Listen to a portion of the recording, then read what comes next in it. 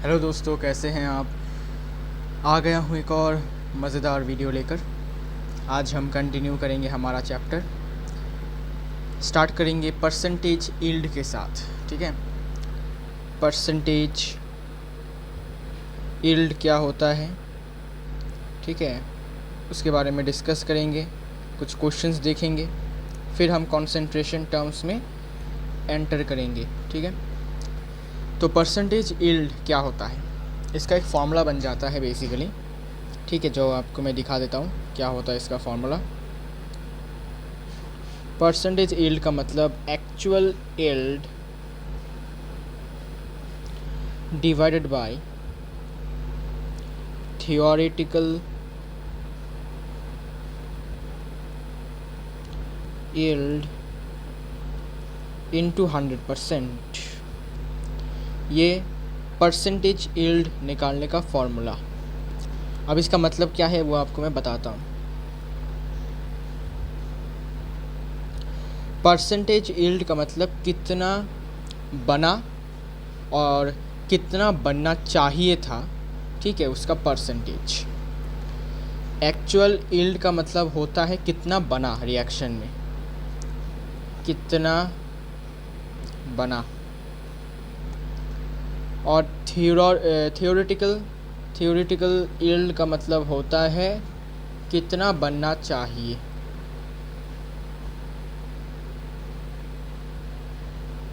ठीक है, इसका परसेंटेज मतलब बनना तो चाहिए सपोज 100 ग्राम, लेकिन एक्चुअल में बना कितना 50 ग्राम, तो इसका परसेंटेज यील्ड कितना हो जाएगा 50%। ठीक है, तो परसेंटेज यील्ड का मतलब जितना बनना चाहिए था उसमें से बना कितना है, ठीक है, उसका परसेंटेज। सिंपल है, इसका मतलब है जितना बनना चाहिए, इसका मतलब है जितना बना और इसका मतलब जितना बनना चाहिए। ठीक है,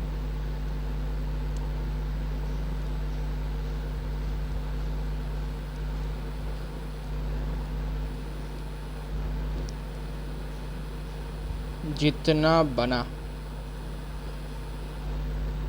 ठीक है, और इसका मतलब जितना बनना चाहिए।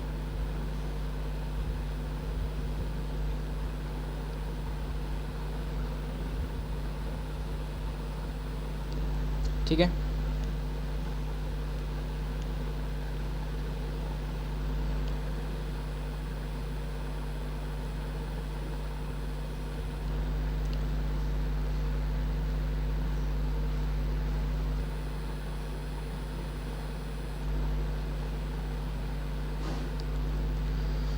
ओके।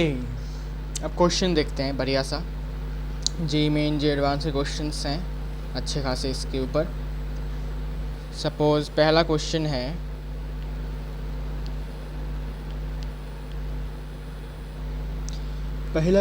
है, in nitration experiment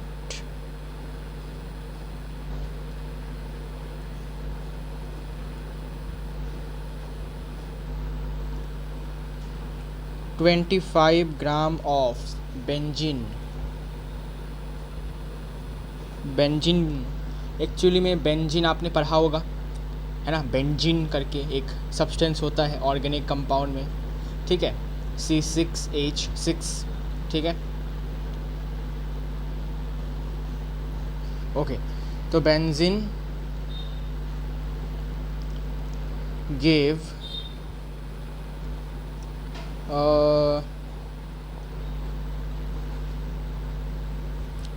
53 gram nitrobenzene.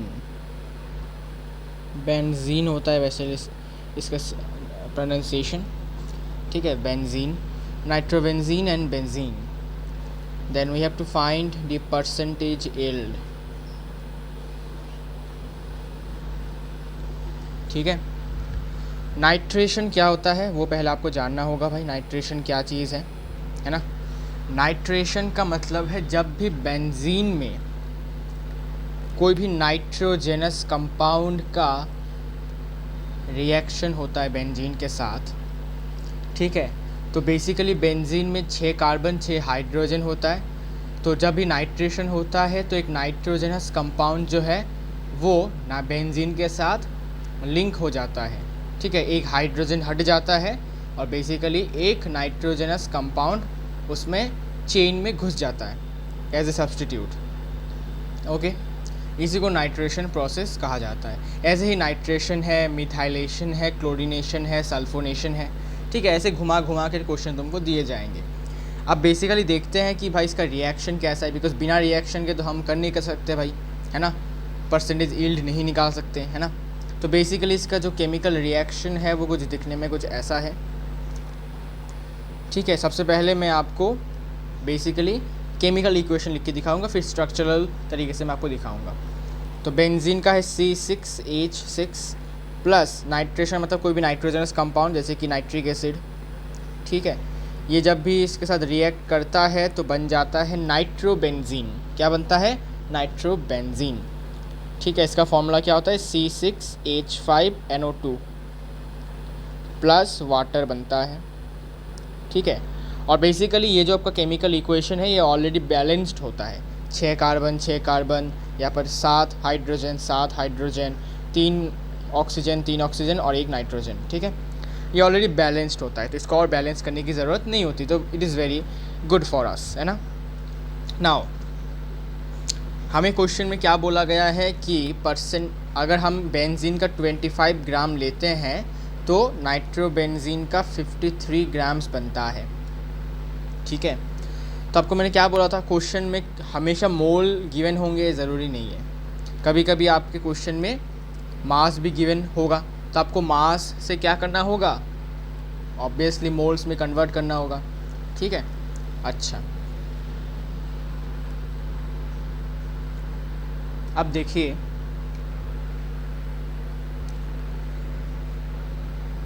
इसका मैं स्ट्रक्चरल केमिकल इक्वेशन भी आपको दिखाता हूँ, ठीक है। स्ट्रक्चरल कैसा होता है, बनेगा क्या हेक्सागोन? नहीं बनेगा, खैर बनाना पड़ेगा भाई इसको, फिर हेक्सागोन तो नहीं बन रहा है।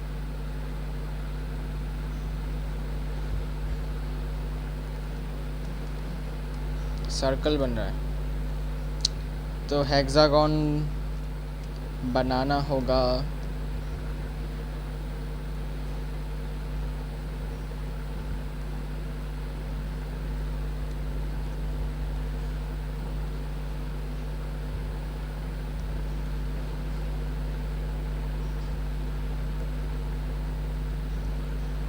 अरे पता नहीं भाई क्या हो रहा है ये,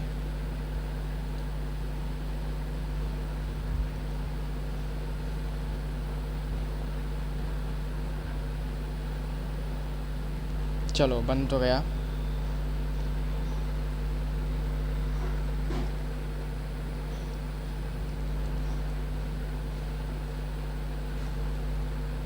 बन गया हमारा बेंजीन, बेंजीन बन गया है।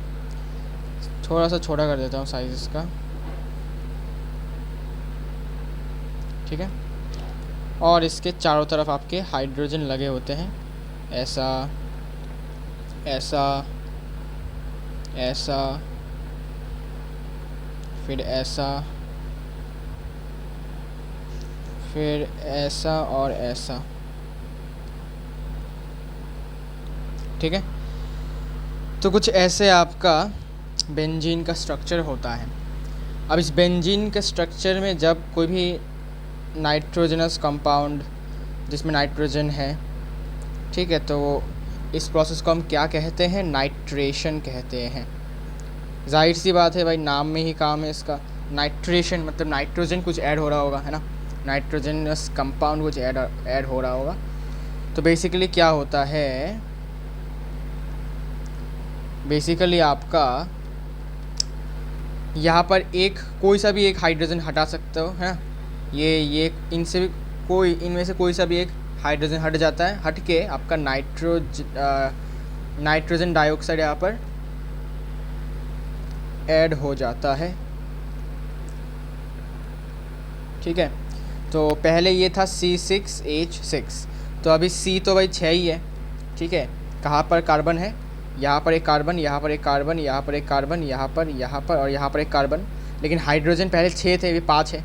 1 2 3 4 5, और एक बदले में एक नाइट्रोजन डाइऑक्साइड भी आ जाता है, और प्लस हाइड्रोजन नहीं, प्लस वाटर। ठीक है, तो बेसिकली ये आपका रिएक्शन होता है इन, यू कैन से डायग्रामेटिकली कुछ ऐसा दिखने में ये होता है।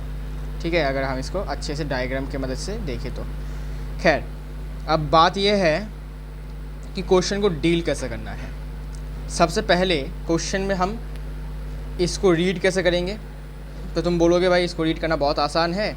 हम ऐसा कह सकते हैं कि 1 मोल बेंजीन से हमारा 1 मोल नाइट्रोबेंजीन बनता है। क्या ये बात क्लियर है? हम इसको ऐसे ही पढ़ते हैं केमिकल रिएक्शंस को। तो 1 मोल बेंजीन से हमारा कितने मोल बनता है भाई? 1 मोल नाइट्रोबेंजीन बनता है, C6H5NO2। ठीक है, इतना बनता है। अब क्वेश्चन में गिवन है कि 25 ग्राम से इतना ग्राम नाइट्रोबेंजीन बन रहा है, तो 25 ग्राम में कितने मोल्स होंगे बेंजीन के, वो निकालना होगा। तो बेसिकली इसका 25 ग्राम गिवन है। ठीक है, अच्छा, और इसका 53 ग्राम गिवन है। ओके, अच्छा, तो हमें सबसे पहले बेंजीन का मोलर मास निकालना होगा, बिकॉज मोल्स निकालने का फॉर्मूला क्या है? मोल्स निकालने का फॉर्मूला है given mass divided by molar mass, और बेंजीन का मोलर मास है 78। ठीक है, तो गिवन मास है 25 और नीचे है 78, तो इतने मोल्स बनेंगे हमारे बेंजीन के। ठीक है, तो 25 ग्राम बेंजीन में कितने मोल्स होंगे बेंजीन के? इतने मोल्स। ठीक है, तो बेसिकली अगर हम इसको देखें तो according to the chemical equation 1 mole benzene will produce 1 mole nitrobenzene. तो अगर हम 25 ग्राम में कितने मोल्स है वो निकाल लेते हैं हम, तो कितना मोल्स है भाई 25 ग्राम में? 25/78, 78 आपके बेंजीन का मोलर मास है। तो इतने मोल्स बेंजीन भी कितने मोल्स बनाएंगे? भी आपके 25/78 मोल्स बनाएंगे नाइट्रोबेंजीन के, है कि नहीं? जी हाँ। अब हमें क्या निकालना होगा? अब हमें नाइट्रोबेंजीन का मास निकालना होगा, बिकॉज परसेंटेज यील्ड के लिए हमें क्या चाहिए होगा? मास चाहिए होगा। तो बेसिकली इसका मास कितना है? इसका मास है आपका 123। ठीक है, आप चेकआउट कर सकते हैं। तो बेसिकली इसका मास होगा 123।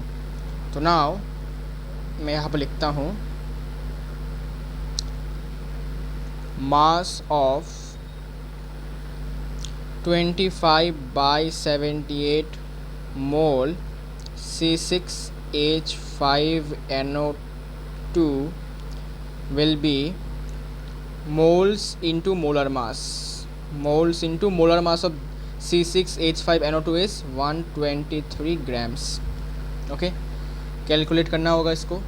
ठीक है, तो बेसिकली इसको आप ऐसे ही रख सकते हो, बाद में कैंसलेशन के वक्त हम इसको यूज़ करेंगे। ठीक है, अब देखिएगा ये जो मास हमें मिला है C6H5NO2 का, ये इसका थियोरेटिकल मास है। क्या बोला मैंने? थियोरेटिकल मास। थियोरेटिकल मास मतलब क्या? थियोरेटिकल मास मतलब इतना मास, इतना ग्राम नाइट्रोबेंजीन बनना चाहिए था, लेकिन क्वेश्चन में कितना ग्राम बना? लेकिन क्वेश्चन में बना 53 ग्राम, जबकि बनना चाहिए था कितना? बनना चाहिए था इतना ग्राम।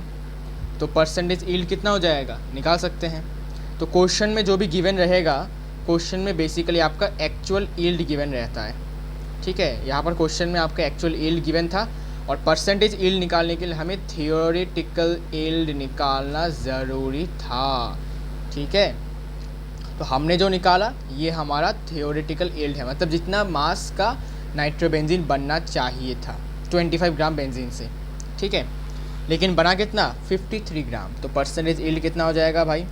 परसेंटेज यील्ड हो जाएगा actual yield divided by theoretical yield.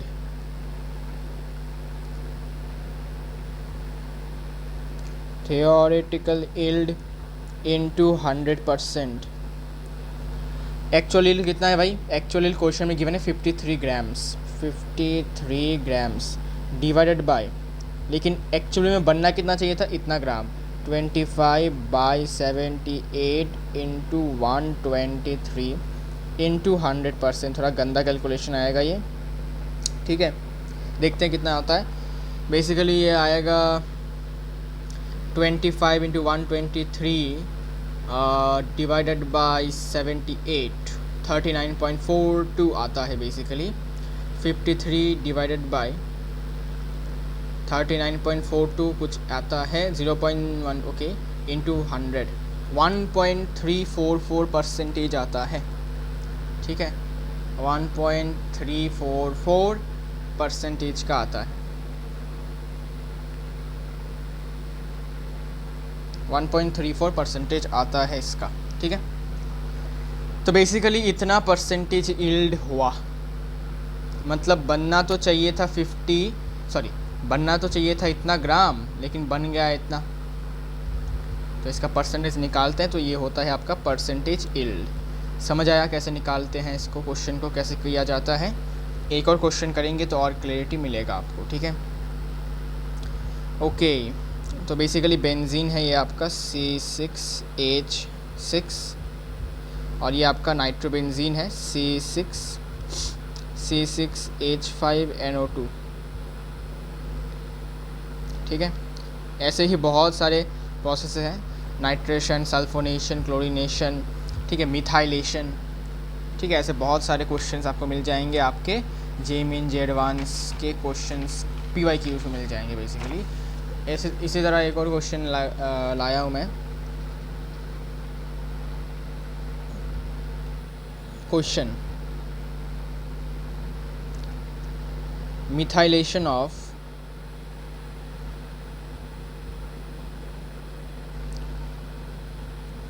10 gram of benzene gives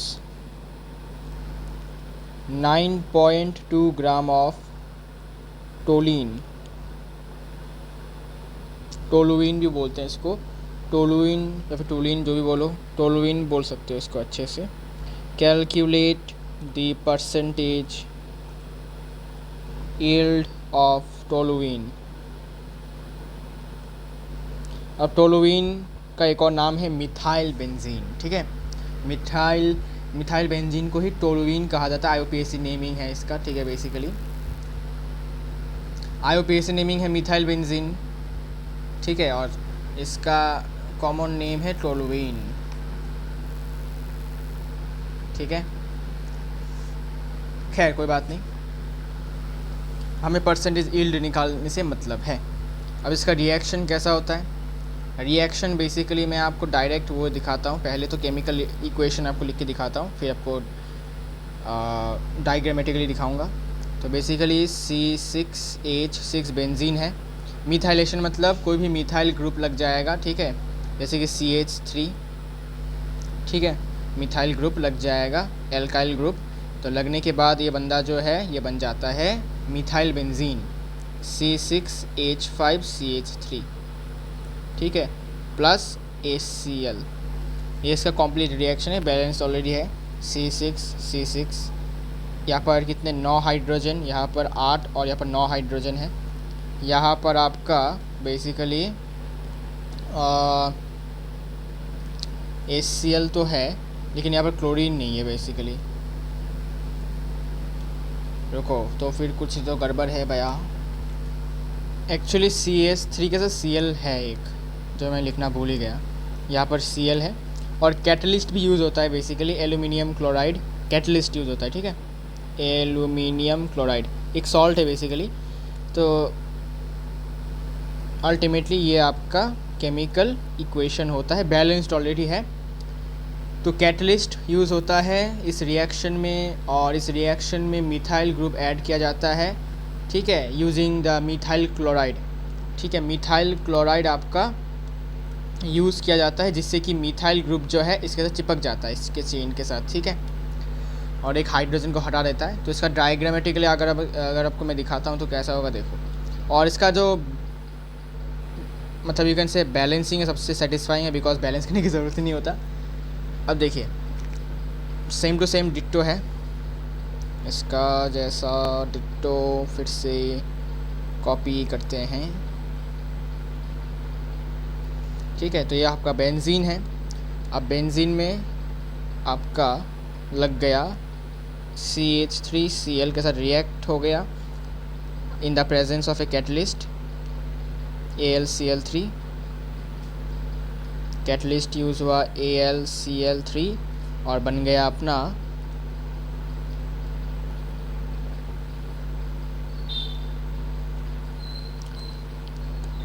methyl benzene. तो बेसिकली एक हाइड्रोजन हट जाएगा और CH3 एल्काइल ग्रुप लग जाएगा और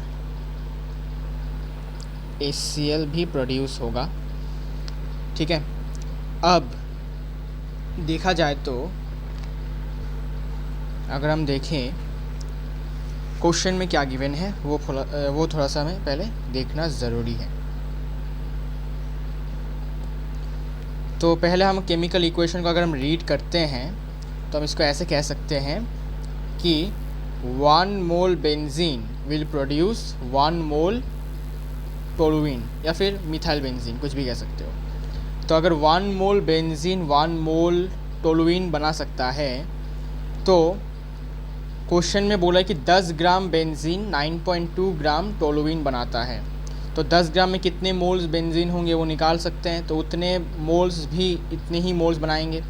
इसके बाद सेम प्रोसीजर है, तो मैं लिख के दिखाता हूँ कैसा होगा। ठीक है, आप खुद भी कर सकते हो अगर आपको समझ में आ गया है टेक्निक। अच्छा, तो बेसिकली ये आपका C6H5CH3 टोलुइन है और ये आपका बेंजीन चाचा है, बेंजीन,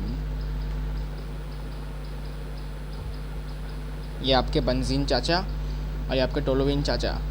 तो 1 मोल बेंजीन से 1 मोल टोलुइन बनता है। डायरेक्टली रुको, इसको हम ऐसे भी लिख सकते हैं, C7H8 भी लिख सकते हैं। ठीक है, C7H8 शॉर्टकट में लिख सकते हैं। ठीक है, चलो, तो इतना टोलुइन बनता है 1 मोल से। ठीक है, 1 मोल बेंजीन से 1 मोल टोलुइन बनता है। तो अगर हम ये निकाल लें कि 10 ग्राम बेंजीन और 10 ग्राम में कितने मोल्स हैं वो निकाल लेते हैं, तो मुझे बताओ 10 ग्राम में कितने मोल्स होंगे। Given mass by molar mass. Molar mass कितना है बेंजीन का? 78। So it will be 10 divided by 78 moles. C6H6 will produce same 10 by 78 mole C7H8। ठीक है, तो इतने मोल इतने ही बनाएंगे। हाँ, अब हमें ये निकालना होगा कि 10 by 78 10 by 78 मोल C7H8 का मास कितना है। ठीक है, इसका मास कितना होगा भाई? मास निकालना हमें आता है, मोल्स इनटू मोलर मास।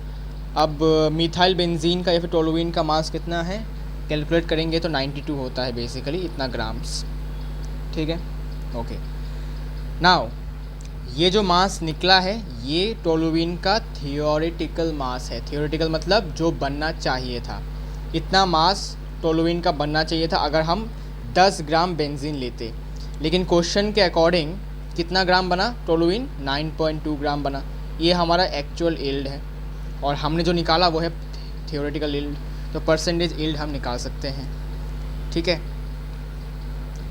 तो basically percentage yield will be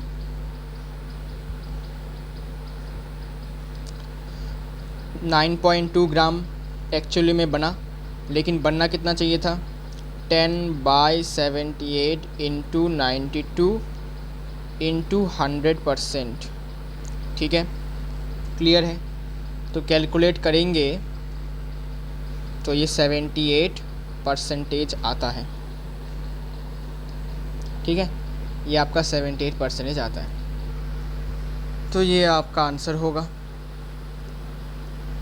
इतना परसेंटेज यील्ड आएगा। और पहले वाले क्वेश्चन में थोड़ा गड़बड़ी मुझे लग रहा है भाई।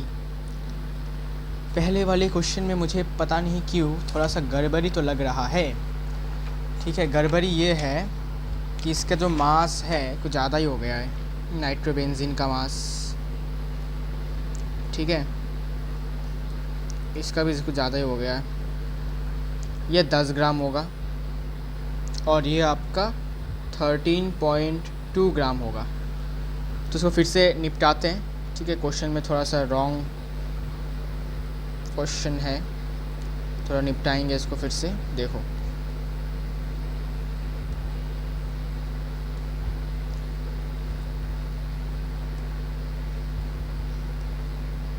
It will be different. अरे क्या हो गया, देखिए तो बेसिकली क्वेश्चन थोड़ा चेंज हो गया है। अभी 10 ग्राम बेंजीन से 13.2 ग्राम नाइट्रोबेंजीन बन रहा है, ठीक है, हमें करना आता है इसको। तो हमने इक्वेशन को रीड किया तो हम ऐसा कह सकते हैं कि 1 मोल बेंजीन से 1 मोल नाइट्रोबेंजीन बनेगा, ठीक है। तो हमने लिखा 1 मोल बेंजीन से 1 मोल नाइट्रोबेंजीन बनेगा। अब 10 ग्राम बेंजीन में, ठीक है, 10 ग्राम बेंजीन में कितने मोल्स होंगे?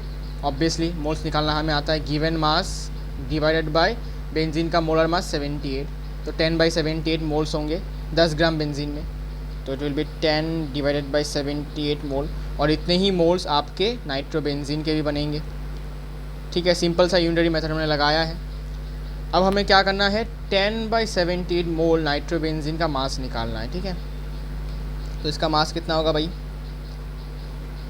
इसका मास होगा मोल्स इंटू मोलर मास, और नाइट्रोबेंजीन का मोलर मास है 123 इतना ग्राम, ठीक है, 123। अब बेसिकली हमने जो निकाला है वो है थियोरेटिकल यील्ड, और क्वेश्चन में जो गिवन है वो है एक्चुअल यील्ड। तो एक्चुअल यील्ड क्या है? एक्चुअल यील्ड है 13.2 ग्राम, और हमने जो निकाला वो है थियोरेटिकल यील्ड, मतलब जो बनना चाहिए। तो 10/78 इंटू 123 कैलकुलेट करते हैं तो आंसर आता है 83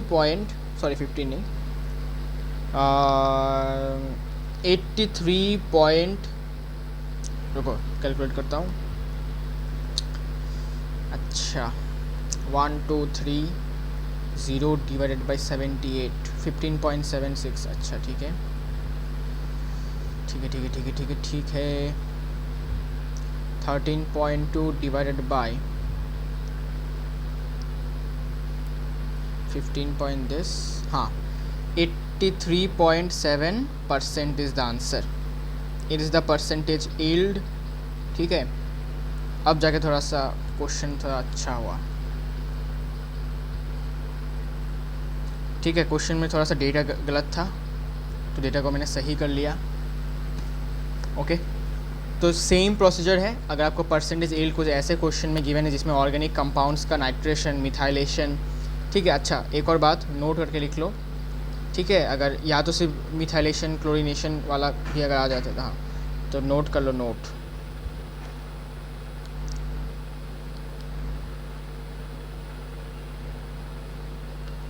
रुको, नोट करो, नोट। नोट ये है कि नाइट्रेशन में क्या होगा, नाइट्रेशन में NO2 लग जाएगा चेन में, और मिथाइलेशन में हमने क्या देखा, CH3 लगेगा। मिथाइलेशन में CH3 चेन में लग जाएगा। इसके बाद एक और आता है सल्फोनेशन। सल्फोनेशन में SO3H आकर लगेगा बेंजीन के रिंग में। और एक और है क्लोरीनेशन। क्लोरीनेशन में Cl आके चिपक जाएगा किसके साथ, बेंजीन के रिंग के साथ, ठीक है। बस ये नोट याद रखना है आपको,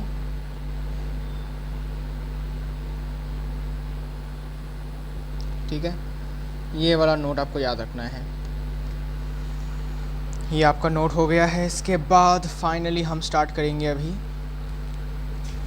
मोल कंसंट्रेशन।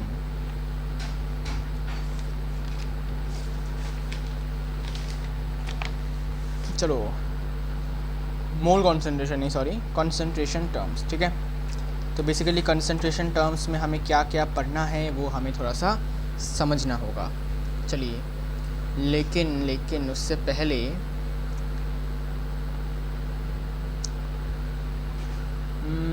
अच्छा ठीक है, चलो कंसंट्रेशन टर्म्स।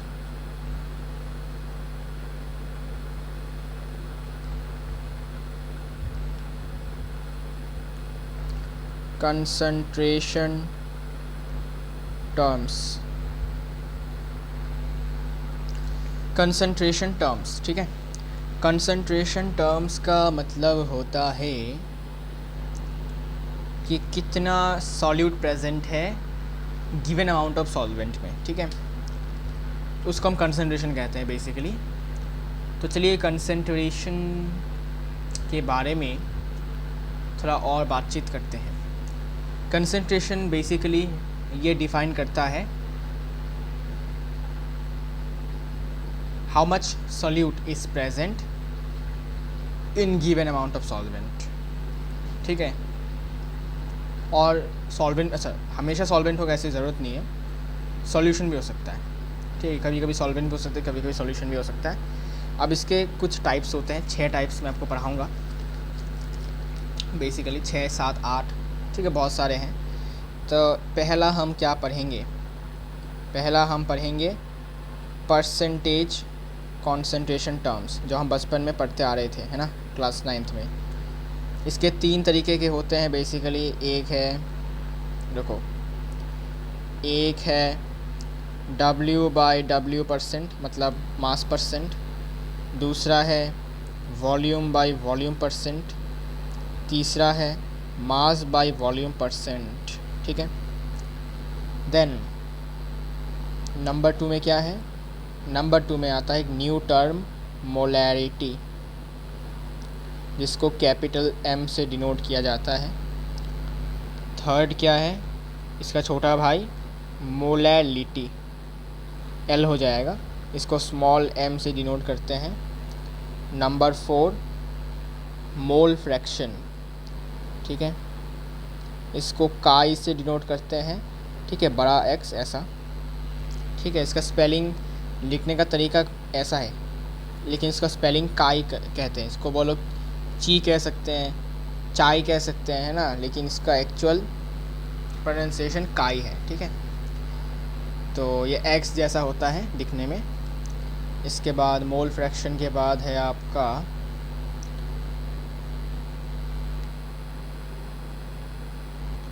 ppm, ppb, इसका मतलब पार्ट्स पर मिलियन, पार्ट्स पर बिलियन। लास्ट एक साथ पढ़ाऊँगा सबको, नॉर्मेलिटी, फॉर्मेलिटी और है स्ट्रेंथ। नॉर्मेलिटी, फॉर्मेलिटी और स्ट्रेंथ, तीनों को एक साथ हम कवर अप करेंगे। इसको कैपिटल N से डिनोट करते हैं, इसको कैपिटल F से करते हैं, ठीक है।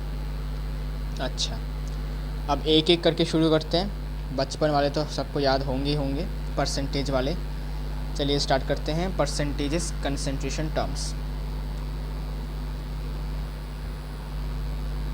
देखो, परसेंटेज कंसंट्रेशन टर्म्स बेसिकली बचपन में जो पढ़ा था वही है। पहला है मास percent,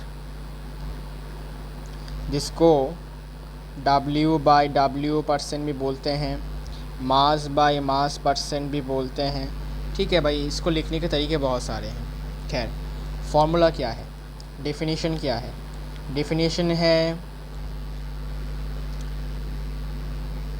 you can say weight of solute present, या फिर कह सकते हो ग्राम्स, इन ग्राम्स होता है, तो इसको हम ऐसे कह सकते हैं weight of solute present in 100 gram of solution, ठीक है। इसका परसेंटेज, तो मास परसेंट का फॉर्मूला होता है वेट ऑफ सॉल्यूट, जो ग्राम में होता है, divided by weight of solution, ये भी आपका ग्राम में ही होता है, इसका परसेंटेज।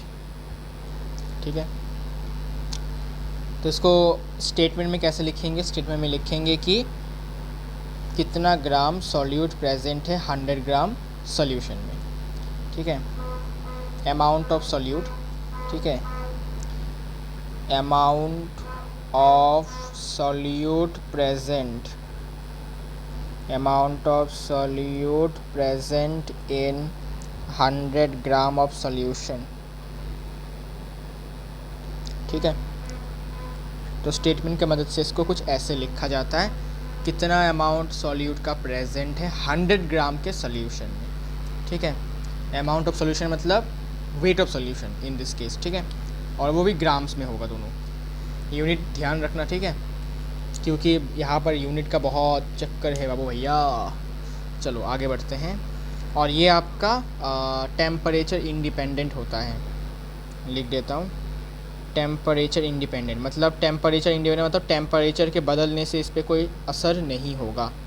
क्यों नहीं होगा? बिकॉज मास टेम्परेचर पे डिपेंड नहीं करता। ऐसा नहीं कि तुम्हारा मास 50 डिग्री सेल्सियस में हल्का हो जाता है और 20 डिग्री सेल्सियस में भारी हो जाता है तुम्हारा मास, ऐसा नहीं होता। ठीक है ना, तो इसीलिए it is temperature independent, temperature से इसका कोई असर नहीं होता। ठीक है, इसका यूनिट क्या है? परसेंटेज, ऑब्वियसली, तो परसेंटेज का यूनिट परसेंटेज ही होगा, है ना, तो ये तो लिखने की ज़रूरत नहीं है बेसिकली। अब आगे बढ़ते हैं। आगे है आपका नंबर 2, वॉल्यूम परसेंटेज, या फिर इसको V/V भी लिखते हैं, V/V%, या फिर मास परसेंट भी वॉल्यूम परसेंट V/V% भी बोलते हैं। ठीक है, इसका फॉर्मूला क्या है? Volume of the solute present, volume of the solute ये ml में होता है, मिलीलीटर्स, है ना, divided by volume of the solution, ये भी ml में, इसका परसेंटेज। ठीक है, ये सब नई बातें नहीं है, बचपन में हम क्लास 9th में पढ़ते आ चुके हैं, इसको पढ़ के आ चुके हैं ऑलरेडी। ठीक है, नथिंग न्यू इन हियर। चलो, ये भी, अब ये मत सोचना कि भाई ये आपका टेम्परेचर इंडिपेंडेंट है, ये आपका टेम्परेचर डिपेंडेंट है। क्यों? बिकॉज वॉल्यूम आपका टेम्परेचर पे डिपेंड करता है। ठीक है, volume depends on temperature, so it is temperature dependent. याद रखना, किसी भी फॉर्मूले में अगर वॉल्यूम आ रहा है तो याद रखना कि उसका टेम्परेचर के साथ चेंज होने का, you can say,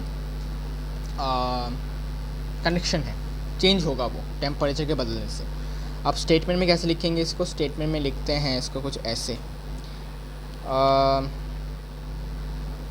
amount of solute present इन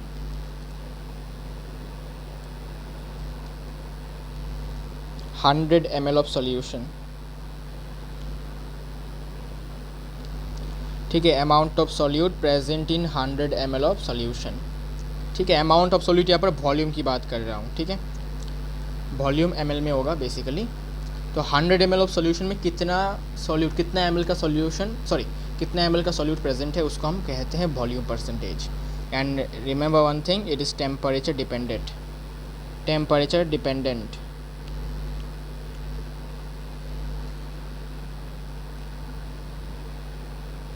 ठीक है, कुछ नया नहीं है भाई, बचपन में पढ़ते आ रहे हो, नथिंग इज़ न्यू हियर। फिर दूसरा है मास अपॉन वॉल्यूम परसेंटेज। ठीक है, इसको मास बाय वॉल्यूम परसेंटेज बोला जाता है।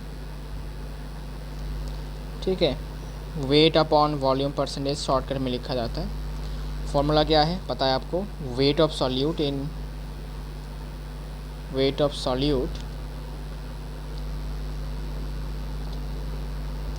In grams divided by volume of solution in ml, इसका भी परसेंटेज।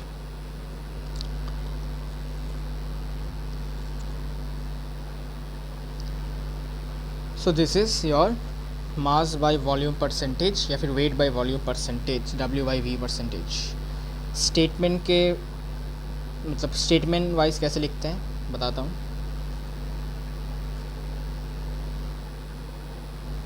इसको लिखा जाता है amount of solute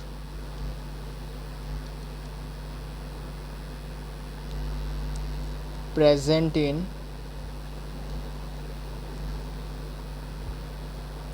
100 ml of solution, और यहाँ पर amount of solute is weight of solute. ठीक है, या फिर तुम एक काम कर सकते हो, अमाउंट ऑफ सॉल्यूट ना लिख के वेट ऑफ सॉल्यूट लिख दो। ठीक है, तो और भी क्लैरिफाई हो जाएगा। वेट ऑफ सॉल्यूट, यहाँ पर वॉल्यूम ऑफ सॉल्यूट,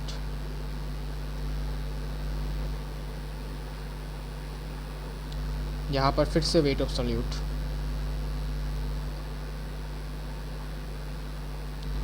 ठीक है, समझे। और ये आपका टेम्परेचर डिपेंडेंट होता है, बिकॉज इस वाले फॉर्मूले में आपको टेम्परेचर के साथ चेंज होने वाले वॉल्यूम का जिक्र आपको मिलता है। ठीक है, वॉल्यूम है इस फॉर्मूले में, मतलब टेम्परेचर डिपेंडेंट होगा ही होगा, ये बात याद रखना है। समझे कि नहीं?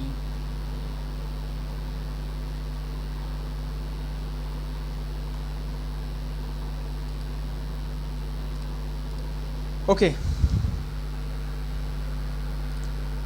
अब बात ये है कि भाई ये तो समझ में आ गया, परसेंटेज कॉन्सेंट्रेशन टर्म्स हमें आता है, इसमें कोई हमें दिक्कत नहीं है। ठीक है, इसमें कोई दिक्कत तो नहीं है भाई। अगर दिक्कत नहीं है तो आगे बढ़ते हैं। Got it. चलो तो फिर आगे बढ़ा जाए। अब कुछ एग्जांपल्स ले लेते हैं। जैसे कि अगर मैं कहता हूँ कि मास परसेंट है 15%, ठीक है, मास परसेंट ऑफ H2SO4 सॉल्यूशन, तो इसका क्या मतलब है?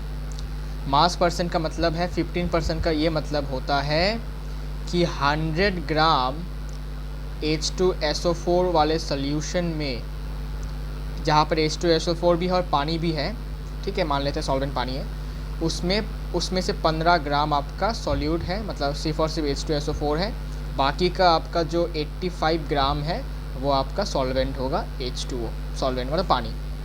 ठीक है, और अगर यहाँ पर वॉल्यूम परसेंट की बात करें तो वॉल्यूम परसेंट यूज़ होता है जब आपका सॉल्यूट लिक्विड हो। जैसे कि मैं लिखता हूँ कि 20% वॉल्यूम बाय वॉल्यूम परसेंटेज अगर है, इसका मतलब suppose 20% volume by volume percentage of suppose ethanol solution. ठीक है, इसका मतलब यह है कि 20 ml आपका इथेनॉल है, 20 ml इथेनॉल है 100 ml के सॉल्यूशन में। ठीक है, और बाकी का 80 ml आपका पानी होगा, मतलब सॉल्वेंट होगा, कुछ भी। ठीक है, और अगर मैं लिखता हूँ कि भाई मास अपॉन वॉल्यूम का परसेंटेज है 75%, इसका मतलब ये होता है कि सपोज़ कोई भी एक सोल्यूशन ले लेते हैं, सपोज HCl के सोल्यूशन ले लेते हैं। ठीक है, HCl का सोल्यूशन, तो बेसिकली HCl का जो सोल्यूशन है, HCl का हो या फिर NaOH का ले सकते हो, NaOH का सोल्यूशन मान लेते हैं, वेट बाय वॉल्यूम 75% है। इसका मतलब कि 100 ml के सॉल्यूशन में आपका 75 ग्राम NaOH प्रेजेंट है। समझे? ये होता है मास बाय वॉल्यूम परसेंटेज। खैर, अब हम अपने इम्पॉर्टेंट मुद्दे पर आ जाते हैं, जो कि है मोलैरिटी। ठीक है, मोलैरिटी क्या है आज हम डिस्कस करेंगे। आज हम मोलैरिटी और मोलैलिटी और मोल फ्रैक्शन तक बात करने की कोशिश करेंगे। ठीक है, और नेक्स्ट लेक्चर में हम नॉर्मेलिटी, फॉर्मेलिटी, स्ट्रेंथ के बारे में बात करेंगे और फिर हमारा चैप्टर ऑब्वियसली ख़त्म होगा। मोलैरिटी का फॉर्मूला क्या है और डेफिनेशन क्या है? बेसिकली मोलैरिटी मतलब कितना मोल्स प्रेजेंट है सॉल्यूट के इन 1 लीटर या फिर 1000 ml ऑफ सॉल्यूशन। तो basically the definition says that amount, जिसमें आपका मोल्स होगा, मोल्स ऑफ सॉल्यूट प्रेजेंट इन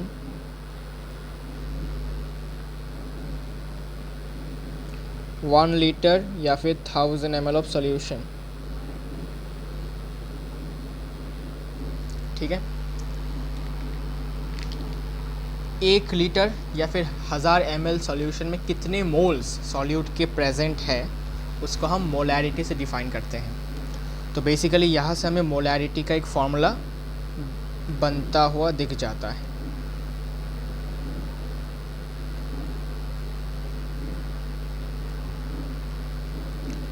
तो उसका मैं फॉर्मूला लिखता हूँ, मोलैरिटी कैपिटल M से डिनोट करते हैं, equal two moles of solute divided by volume of solution in litres. ठीक है,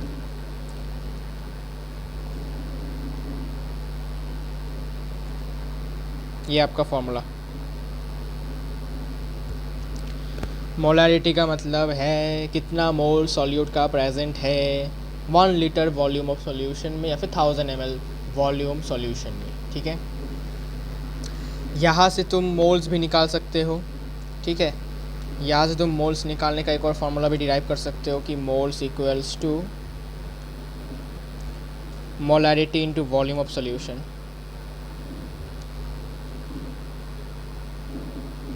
ठीक है, इन लीटर्स। ठीक है, तो मोल कैलकुलेशन करने का एक और फार्मूला तुमको मिल गया, molarity into volume of solutions. ठीक है, तो चैप्टर के एंड में तुमको मैं एकदम एक you can say flow chart बना दूंगा मोल कैलकुलेशन करने के फॉर्मूलेस के बहुत। ठीक है, जिससे कि ऑब्जेक्टिव एग्जाम में तुमको हेल्पफुल लगेंगे। ठीक है, moles equals to molarity into volume of solution. ठीक है, ये मैंने कहाँ से डिराइव किया, इसी फॉर्मूले से मैंने इसको डिराइव किया है। ठीक है, नथिंग एल्स। इसके बाद आगे बढ़ते हैं। आगे क्या है, आगे है कि इसके मतलब टेम्परेचर डिपेंडेंट है या नहीं, वो लिखना ज़रूरी है। तो ये बेसिकली टेम्परेचर डिपेंडेंट है बिकॉज वॉल्यूम इसके फॉर्मूले में आ रहा होता है। ठीक है, जिस भी फॉर्मूले में वॉल्यूम आएगा वो सारे के सारे टेम्परेचर डिपेंडेंट है। It is temperature dependent.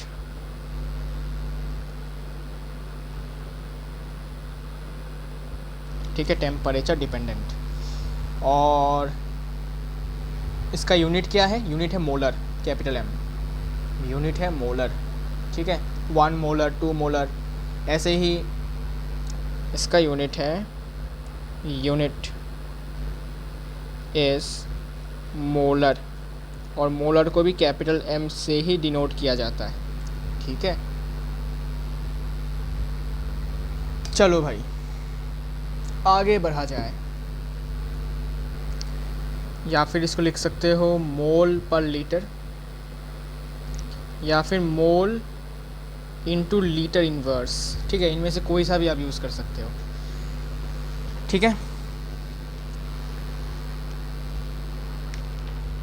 अब कुछ इंपॉर्टेंट टर्म्स यहाँ पर भी आते हैं जो मैं आपको बता देता हूँ, जैसे कि सेमी मोलर। सेमी मोलर का मतलब half moles present in 1 litre of solution. Semi molar capital M/2 equal to half moles of solute present in या फिर dissolved in 1 litre of solution. ठीक है, इसको कहते हैं सेमी मोलर। ऐसे ही है डेसी मोलर। ठीक है, डेसी मोलर भी है। डेसी मतलब 10, तो बेसिकली डेसी मोलर होगा M/10 capital M/10 which is equals to 1/10। ठीक है, 1/10 मोल्स। बाकी का तुम कॉपी कर लो, बाकी का तुम कॉपी कर लो। ठीक है। कभी कभी ऐसे टर्म्स भी देखने को मिलते हैं, semi molar, deci molar, penti molar, ठीक है। तो इन सब से मतलब अगर फेमिलियरिटी नहीं हो तो भाई घबराना तो होगा, अगर फेमिलियरिटी हो तो भाई कोई दिक्कत वाली बात ही नहीं है, ठीक है। और पेंटी मोलर का मतलब m/5, मतलब 1/5 moles of solute dissolved in 1 litre of solution, समझे। तो ये कुछ इंपॉर्टेंट टर्म्स आपको याद रखनी है, ठीक है, कहीं भी आ सकते हैं, यूज़ हो सकते हैं, penti molar, deci molar, semi molar. अगर ऐसा लिखा है 2 मोलर, इसका मतलब क्या कि 2 moles of solute present in 1 litre solution, simple. अच्छा, तो ये था आपके मोलैरिटी के बारे में बातचीत। अब मोलैरिटी के कुछ क्वेश्चंस हम देखेंगे बाद में, जब हम एक साथ सबको ख़त्म कर लेंगे, फिर हम क्वेश्चंस एक साथ देख लेंगे, ठीक है। अभी के लिए हम एक साथ सबको फिनिश कर रहे हैं, जिससे कि एक ही बार में सब कुछ निपट जाए, ठीक है। इसके बाद देखिए मोलैलिटी क्या होता है। ये मोलैरिटी था, इसके बाद आता है मोलैलिटी, इसका छोटा भाई है ना, मोलैलिटी। मोलैलिटी, रुको, हाँ, मोलैलिटी। बताओ भाई मोलैलिटी क्या है, मोलैलिटी क्या है। मोलैलिटी एक्चुअली आपका सेम ही होता है, ठीक है, बस थोड़ा सा डिनोमिनेटर अलग हो जाता है, ठीक है। देखो कैसे, डिनोमिनेटर थोड़ा हटके है इसका। Molality means moles of solute, moles of solute present इन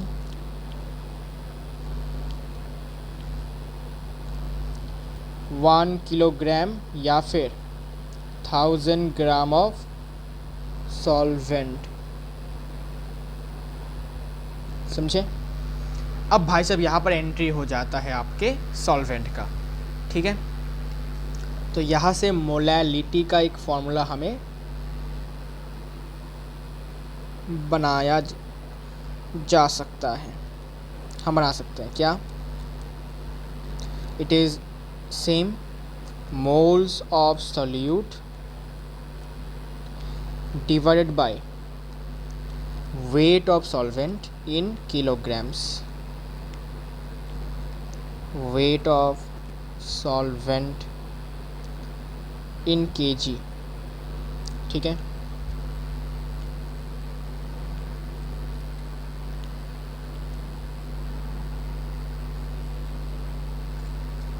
ये लो, ये आपका मोलैलिटी है, ठीक है।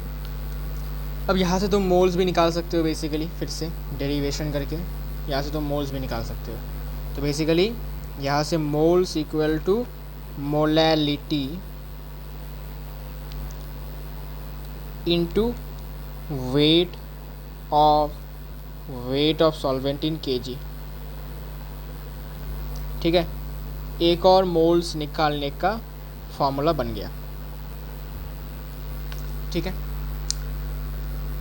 Very good, very nice. चलो, अच्छी बात है। अब इम्पॉर्टेंट बात सुनो, it is not temperature dependent, it is temperature independent. Why? Because molality के फॉर्मूले में वॉल्यूम कोई नहीं है, कुछ भी वॉल्यूम चीज़ का नहीं है, ठीक है। वॉल्यूम नाम का कुछ नहीं है यहाँ पर, सिर्फ और सिर्फ वेट है। इसलिए यहाँ पर आपका बेसिकली ये टेम्परेचर इंडिपेंडेंट होता है, टेम्परेचर से इसको फ़र्क नहीं पड़ता, ठीक है। Okay, very good, very nice, temperature independent. इसके बाद दूसरा, इसका यूनिट क्या होता है। Unit is molal, MOLAL, molal, small m, या फिर मोल पर किलोग्राम्स, या फिर मोल्स इनटू किलोग्राम इनवर्स, कोई सा भी यूज़ करो, ठीक है। मोलल, मोलाल, ठीक है, मोलाल करो तो और अच्छा है, ठीक है, समझ में आता है कि कौन सा कह रहा है, कैपिटल M या फिर स्मॉल m। इसके बाद मोल पर केजी, हाँ, अब इम्पोर्टेंट क्या है फिर से देखो, जो मैंने बताया था इम्पोर्टेंट है सेमी मोलल, ठीक है। सेमी मोलल का मतलब है small m/2 which is equals to half moles of solute dissolved in 1 kilogram of solvent, ठीक है। 1 किलोग्राम ऑफ सॉल्वेंट में हाफ मोल्स अगर डिज़ोल्व होंगे तो उसको हम सेमी मोलल का नाम देंगे। सिमिलरली डेसी मोलल, देसी मोलल, तो it will be small m divided by 10 जो कि हो जाएगा 1/10, बाकी का सेम टू सेम, ठीक है। इसके बाद है पेंटीमोलल, जिसका मतलब भी होता है m/5 दैट इज़ 1/5, बाकी का same 1/5 moles of solute dissolved in 1 kilogram solvent. क्या ये बात क्लियर है? ओके ओके चलो, ये तो हो गया मोलैलिटी। फिर आपका आता है मोल फ्रैक्शन, ठीक है। इसके बाद आता है आपका मोल फ्रैक्शन, तो बहुत इजी चीज़ है मोल फ्रैक्शन, ज़्यादा कुछ झमेला नहीं है, ठीक है। चलिए मोल फ्रैक्शन के बारे में बात करते हैं।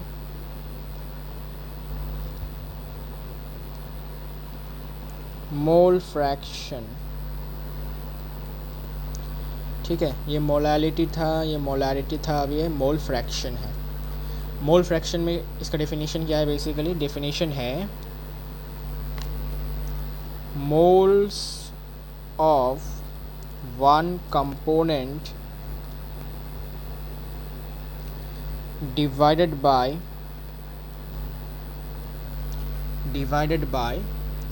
total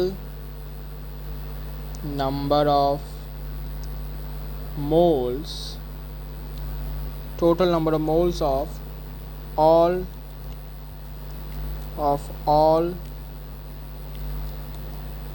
components present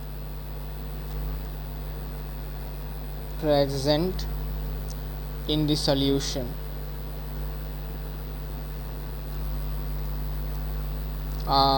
is known as mole fraction, and it is represented by obviously chi, ठीक है। तो basically mole fraction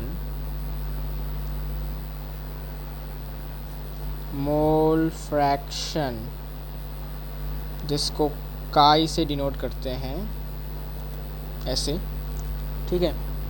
it is equal to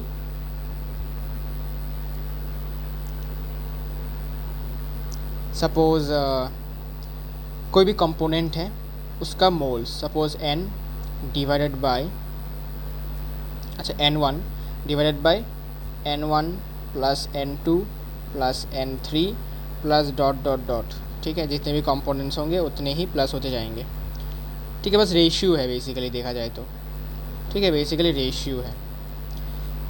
अगर मैं मोल फ्रैक्शन निकालता हूँ सॉल्यूट का, ठीक है, मोल फ्रैक्शन, तो इसका फॉर्मूला तुम बना लो यहाँ से।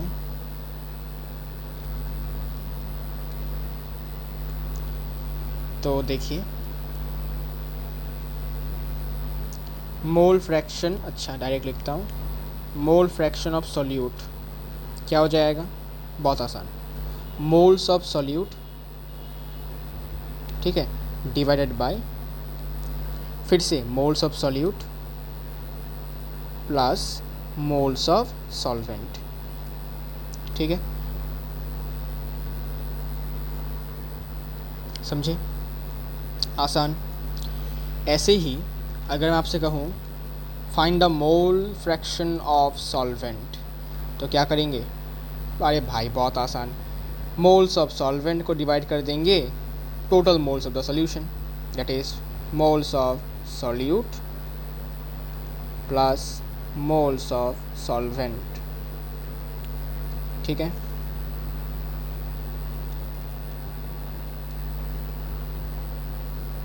ओके, समझ आ गया है, वेरी इजी।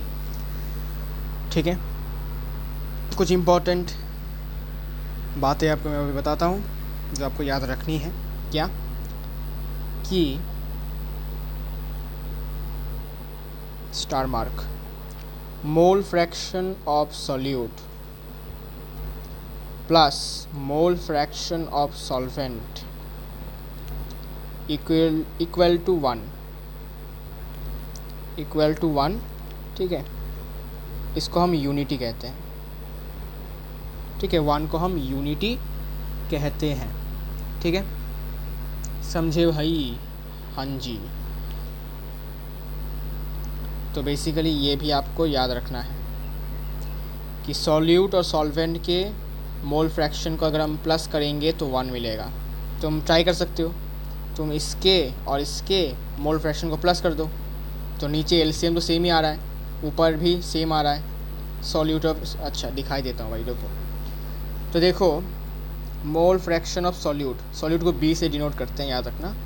तो moles of solute divided by moles of solvent plus solute. ठीक है, यह है मोल्स ऑफ सॉल्यूट, और सॉल्वेंट को ए से डिनोट करते हैं। तो mole fraction of solvent will be moles of solvent divided by moles of solvent plus moles of solute. इन दोनों को प्लस करो, इन दोनों को प्लस करते हैं तो बेसिकली प्लस करेंगे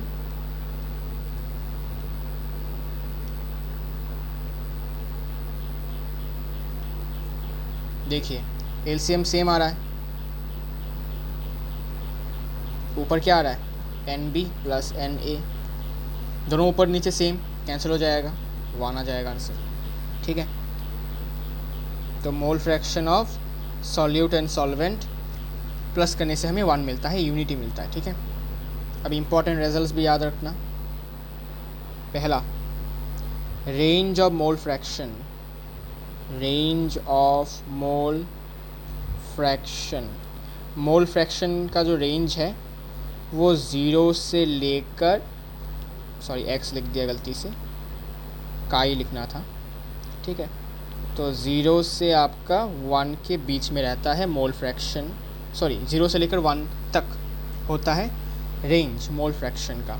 या तो 0 आ सकता है, या तो 1 आ सकता है, या फिर 0 और 1 के बीच में आ सकता है। ठीक है, ये रेंज है। अब इम्पॉर्टेंट रिजल्ट्स क्या था कि पहला, अगर मोल फ्रैक्शन 0 आया इसका मतलब कि कोई कंपोनेंट प्रेजेंट नहीं है सॉल्यूशन में। ठीक है, नो कंपोनेंट्स प्रेजेंट। ठीक है, और अगर मोल फ्रैक्शन आपका 1 आया इसका मतलब सिर्फ और सिर्फ एक कंपोनेंट प्रेजेंट है, only one component present, only one component present, either solute or solvent। ठीक है, either solute or solvent। तीसरी चीज़, अगर मोल फ्रैक्शन का वैल्यू 0 से लेकर 1 के बीच में हुआ इसका मतलब बोथ कंपोनेंट्स आर प्रेजेंट, मतलब सॉल्यूट भी प्रेजेंट है, सॉल्वेंट भी प्रेजेंट है। लेकिन अगर मोल फ्रैक्शन 0 हो गया इसका मतलब ना सॉल्यूट है ना सॉल्वेंट है। ठीक है, अच्छा समझे? तो ये कुछ इंपॉर्टेंट रिजल्ट्स मैंने आपको बता दिए हैं मोल फ्रैक्शन के रिलेटेड। ये आप अगर याद रख सकते हैं तो it will be very much helpful for you. ठीक है, ठीक है भाई, कोई दिक्कत वाली बात नहीं है। तो अब हम मोलैलिटी और मोल फ्रैक्शन के बारे में बहुत कुछ जान चुके हैं, ठीक है। फार्मूला वाइज हम देख चुके हैं क्या है ये लौंडे लोग, जो इतना ज़्यादा लोग इसको यूज़ करते हैं, इतना ज़्यादा लोग क्वेश्चंस में फेस करते हैं इन लोगों को। तो इनको हमने आज देखा, समझा, मोल फ्रैक्शन, मोलैरिटी, मोलैलिटी, ठीक है, देख लिया भाई। परसेंटेज कॉम्पोजिशन भी देख लिया भाई, और कुछ दिक्कत नहीं है हमें अभी, है ना, और तो कोई दिक्कत हमें अभी नहीं है। चलिए, तो फिर अब मोल फ्रैक्शन, मोलैरिटी, मोलैलिटी के बाद एक और आता है रेजल्टेंट मोलैरिटी ड्यूरिंग डाइल्यूशन। उसके बारे में भी हम आज चर्चा करेंगे थोड़ा बहुत, ठीक है। पता नहीं क्या ग्लिच हुआ, कोई दिक्कत नहीं है। सो हम बात कर रहे थे रेजल्टेंट मोलैरिटी ड्यूरिंग डाइल्यूशन। जब भी हम डाइल्यूशन करते हैं, मतलब कुछ भी, कोई भी सॉल्यूशन को जब हम डाइल्यूट करते हैं, उसके कॉन्सेंट्रेशन, ठीक है, उसके सॉल्यूट के कॉन्सेंट्रेशन को कम कर देते हैं, तब मोलैरिटी में क्या असर होता है वो हमें देखना होगा।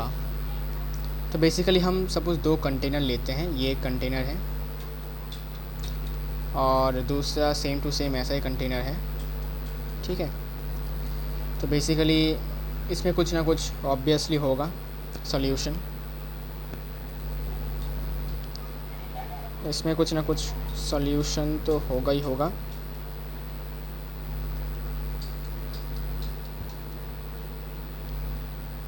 ठीक है, अच्छा, तो बेसिकली जो सॉल्यूशन है इसमें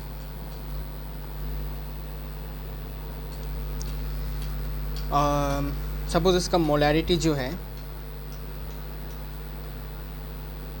M1 है, पहले वाले कंटेनर का सॉल्यूशन का मोलैरिटी, और इस वाले कंटेनर का वॉल्यूम V1 है, ठीक है। इसके अंदर का जो कंटेनर, इस कंटेनर के अंदर जो सॉल्यूशन है उसका वॉल्यूम V1 है। सिमिलरली दूसरे कंटेनर का मोलैरिटी M2 मान लो और वॉल्यूम V2 मान लो। अब होता क्या है, एक कंसेप्ट यहाँ पर लगता है। क्या कंसेप्ट है?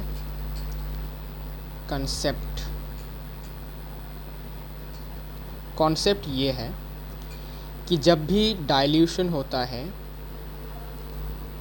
During dilution number of moles remains the same, ठीक है। मतलब जब भी हम डाइल्यूशन करेंगे तो मोल्स पर कोई असर नहीं होता है, ठीक है।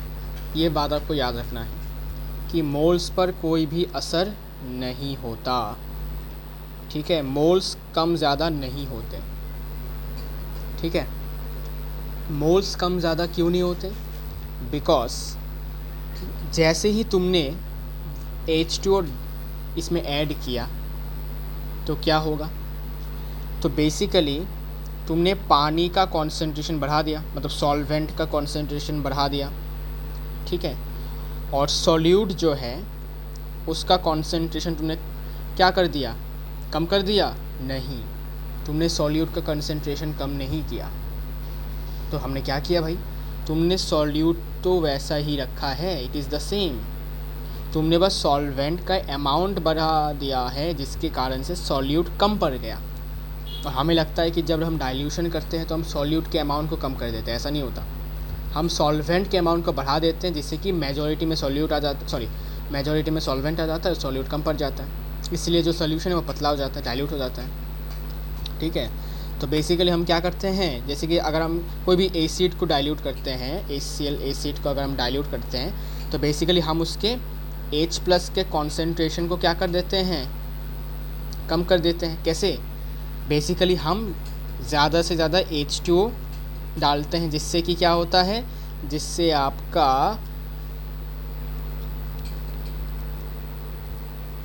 न्यूट्रल पार्टिकल्स जो होते हैं उनका अमाउंट बढ़ जाता है, और जो अपने H+ होते हैं वो उतने ही रहते हैं, लेकिन क्योंकि न्यूट्रल पार्टिकल्स जो हैं उनका कंसंट्रेशन बढ़ जाता है तो मेजॉरिटी में वो आ जाते हैं। ठीक है, तो वो क्या करते हैं, इनको माइनॉरिटी बना देते हैं। ठीक है, तो इसीलिए हमेशा याद रखना, डाइल्यूशन के वक्त number of moles always remain the same. Number of moles किसका, सॉल्यूट का, number of moles of solute, number of moles of solute. ठीक है, सॉल्यूट का जो मोल्स है वो हमेशा सेम ही रहता है। इनफैक्ट सॉल्वेंट का अमाउंट बढ़ जाता है जिसके कारण से डाइल्यूट हो जाता है सॉल्यूशन। ठीक है, लेकिन सॉल्यूट का अमाउंट उतना ही रहता है, सॉल्यूट कम नहीं होता। ठीक है, इसलिए इसके वजह से सॉल्यूट के मोल्स भी उतने ही रहते हैं। तो अगर मैं इसके मोल्स को N1 मान लेता हूँ, इसके N2 मान लेता हूँ, तो बेसिकली मैं लिख सकता हूँ N1 = N2। ठीक है, अब मैंने आपको बताया था कि मोल्स से, ठीक है, मोल्स से आप अगर आपके पास मोलैरिटी और वॉल्यूम है तो आप मोल्स निकाल सकते हो। कैसे, देखो मैंने आपको एक रिलेशन दिखाया था अभी थोड़ी देर पहले। देखो, मोल्स = मोलैरिटी इंटू वॉल्यूम। तो अपने पास तो भाई मोलैरिटी है ऑलरेडी, मोलैरिटी है M1, वॉल्यूम है V1, तो मैं मोल्स के जगह पर क्या लिख सकता हूँ, M1 × V1, simple, M1 × V1 = similarly इसमें क्या लिख सकता हूँ, M2 V2। ठीक है, तो बेसिकली M1 जो है ये आपका इनिशियल कंटेनर का मोलैरिटी और V1 इनिशियल कंटेनर का वॉल्यूम। V2 क्या होगा, V2 होगा इनिशियल और इनिशियल कंटेनर का जो वॉल्यूम है उसमें पानी ऐड करने के बाद फाइनल वॉल्यूम कितना हुआ वो होगा V2, और M2 होगा आपका रेजल्टेंट क्या बोलते हैं इसको, मोलैरिटी। ठीक है, this is your resultant molarity M2।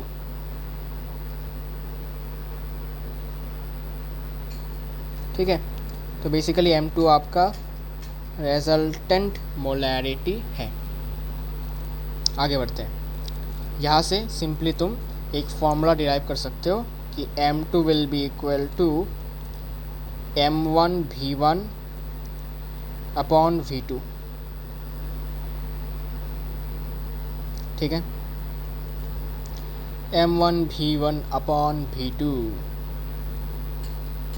ठीक है, ठीक है, लास्ट कॉन्सेप्ट है resultant molarity during mixing.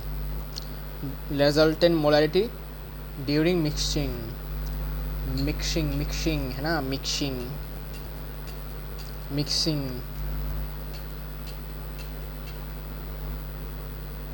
Mixing के दौरान मोलैरिटी पर क्या असर होता है वो देखते हैं। सपोज़ अपने पास एक कंटेनर है, ठीक है, तो इसका कंटेनर दिखने में सेम टू सेम ऐसा। ठीक है, तो हमने इस कंटेनर का सॉल्यूशन इस कंटेनर में मिक्स किया, तो हमें एक और कंटेनर में इनको डाला। ठीक है ना, सिंपली कहे तो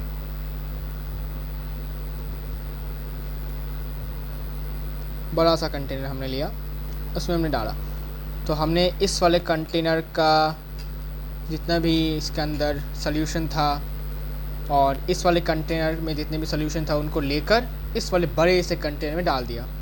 ठीक है, मिक्स कर दिया सिंपली कहे तो रेजल्टेंट मोलैरिटी क्या होगा। तो बेसिकली इसमें भी कुछ ना कुछ सॉल्यूशन तो होगा ही होगा। ठीक है, इसमें भी कुछ होगा और इसमें भी कुछ होगा, तो हम इसके मोलैरिटी को मान लेते हैं, इसके मोलैरिटी को हम मान लेते हैं M1 और इसके वॉल्यूम को मान लेते हैं V1। सिमिलरली इसके मोलैरिटी को मान लेते हैं M2 इसके वॉल्यूम को मान लेते हैं V2 और इसके मोलैरिटी को मान लेते हैं कैपिटल M सिर्फ और सिर्फ, ठीक है, और इसके वॉल्यूम को मान लेते हैं हम कैपिटल V, ठीक है। अच्छा, अब मुझे बताओ, सोच के बताओ, जब मैं इसका सल्यूशन दोनों को मिलाकर यहाँ डालूँगा तो बेसिकली इसका जो मोलैरिटी होगा वो चेंज होगा ही होगा, लेकिन जो वॉल्यूम होगा वो क्या होगा, इसका जितना वॉल्यूम, इसका 50 ml अगर मैं लेता हूँ, इसका 20 ml अगर मैं लेता हूँ और दोनों को मैं मिलाकर यहाँ मिक्स करके डाल देता हूँ तो इस वाले सॉल्यूशन का मिक्स वॉल्यूम कितना हो जाएगा, 50 + 20 70 ml होगा कि नहीं। इसका मतलब इसका वॉल्यूम और इसका वॉल्यूम प्लस हो जाएगा, प्लस होकर इस वाले नए कंटेनर का वॉल्यूम बनाएगा।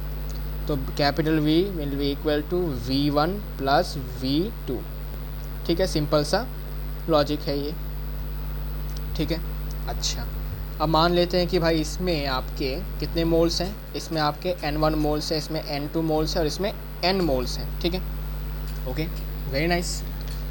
अब इसके पीछे का कंसेप्ट क्या होगा, कंसेप्ट ये होगा कि जब मैं इस सॉल्यूशन को इस सॉल्यूशन के साथ मिक्स करके एक और कंटेनर में डालूँगा तब क्या होगा, तब इसमें जितने भी मोल्स होंगे और इसमें जितने भी मोल्स होंगे वो टोटल मोल्स अब इस सॉल्यूशन में आ जाएंगे, ठीक है। बिकॉज इस सॉल्यूशन में जितने भी मोल्स बनेंगे, ठीक है, उसके लिए रिस्पॉन्सिबल कौन होंगे, ये दोनों सॉल्यूशंस। इन दोनों सॉल्यूशंस के मोल्स ही तो जाकर मिक्स होकर इस वाले सॉल्यूशन के मोल्स फॉर्म करेंगे, है कि नहीं, ठीक है। तो बेसिकली इसके पीछे का कॉन्सेप्ट यही है, तो कॉन्सेप्ट लिख लो। concept in the resultant mixture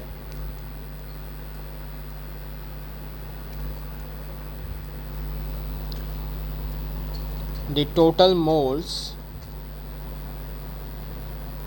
will be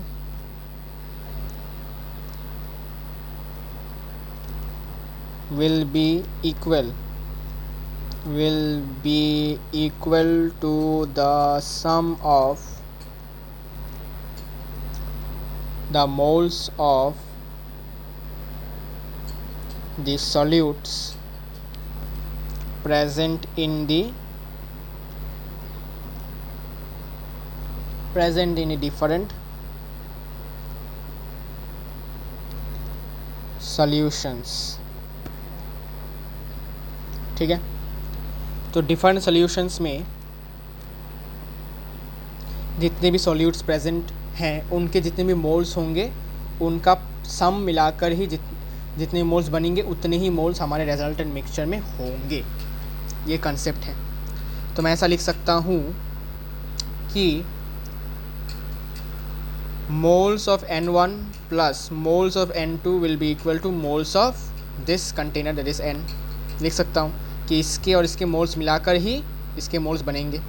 अच्छा, अब मोल्स के जगह पर हम लिख सकते हैं मोलैरिटी इंटू वॉल्यूम, बताया था मैंने, moles equals to MV, molarity into volume. तो लिख दो भाई, N1 के जगह पर N1 V1 प्लस N2 की जगह पर M2 V2 और N के जगह पर M into V1 plus V2, ठीक है। V के जगह पर डायरेक्ट लिख दिया V1 प्लस V2, ठीक है। Okay, no problem. अब यहाँ से हमें क्या निकालना है, रेजल्टेंट मोलैरिटी, और रेजल्टेंट मोलैरिटी कैपिटल M है यहाँ पर। तो basically it is resultant molarity,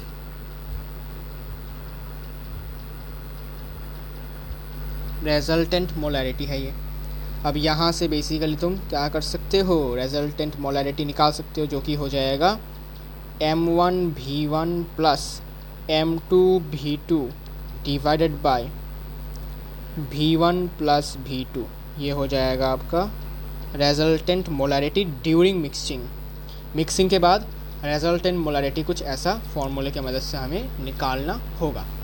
क्या ये बात समझे? इजी है, ठीक है, इट इज़ ईजी। तो उम्मीद करता हूँ आपको समझ में आ गया होगा। और आज का वीडियो आपको पसंद आया होगा। आज हमने परसेंटेज यील्ड और कंसंट्रेशन टर्म्स, 4 कंसंट्रेशन टर्म्स हमने निपटाए। पहला परसेंटेज, फिर मोलारिटी, मोलालिटी, मोल फ्रैक्शन, और फिर हमने रिजल्टेंट मिक्स्ड मोलारिटी के बारे में देखा, जब डाइल्यूशन करेंगे और जब मिक्सिंग करेंगे। ठीक है, and this is all about today's video. Thank you for watching. Next video में हम बाकी के कंसंट्रेशन टर्म्स पर बातचीत करेंगे। तब तक के लिए take care and bye bye.